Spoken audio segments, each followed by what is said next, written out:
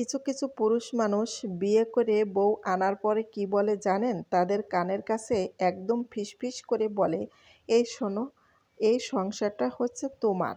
আমার মা কিছু বললে তুমি উত্তর দিবা না। আমার বোন কিছু বললে তুমি উত্তর দিবা না। আমার বাবা কিছু বললে তুমি কোনো উত্তর দিবা না। তাদের কাছে তুমি ভালো হয়ে থাকার চেষ্টা করবা। তারা যেটা কাজ করতে বলে সেটা তুমি করবা।" ওরে আমার খোদা! নরম মাটি পেয়ে কেঁচো ওঠে বেয়ে। কারণ আইনে বউকে কান পরা দিয়ে রাখে সবসময়ের জন্যে। আর সম্পূর্ণ কাজের দায়-দায়িত্ব বউয়ের উপরে ঘাড়ের পাড় চেপে দেয়। এমনও পুরুষ মানুষ আছে, কিন্তু তারা পেয়ে বসে। তার মা, বাবা, ভাই-বোন সবাই পেয়ে বসে। ওমা! ভাই তো কিছু বলে না, তাহলে আমরা কেন তাকে ছাড় দেব? নাও, এই যে স্কুল থেকে আসছি, কাপড়গুলো ধুয়ে দাও। এই যে নাও, বাজার থেকে আসছি, কাপড়গুলো ধুয়ে দাও।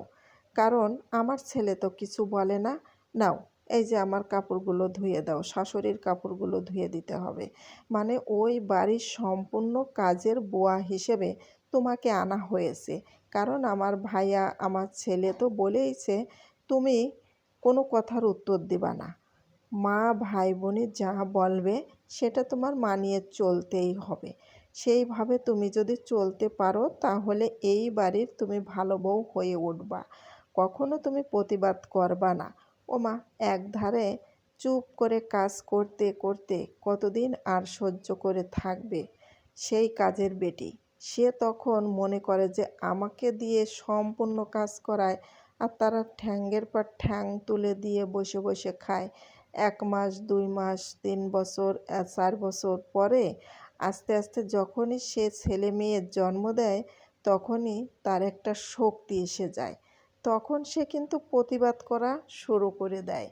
তখন যখনই প্রতিবাদ করে, মুখ খোলে, তখনই কিন্তু সবার কাছে খারাপ হয়ে যায়। স্বামীর কাছেও খারাপ হয়ে যায়, এমনকি শ্বশুর-শাশুড়ি, ননদদের কাছেও সবার কাছে খারাপ হয়ে যায়। ওমা! এ বউ তো কখনো মুখে মুখে তর্ক করত না, কখনো উত্তর দিত না। সে বউ এখন কেন মুখে মুখে তর্ক করে, উত্তর দেয়?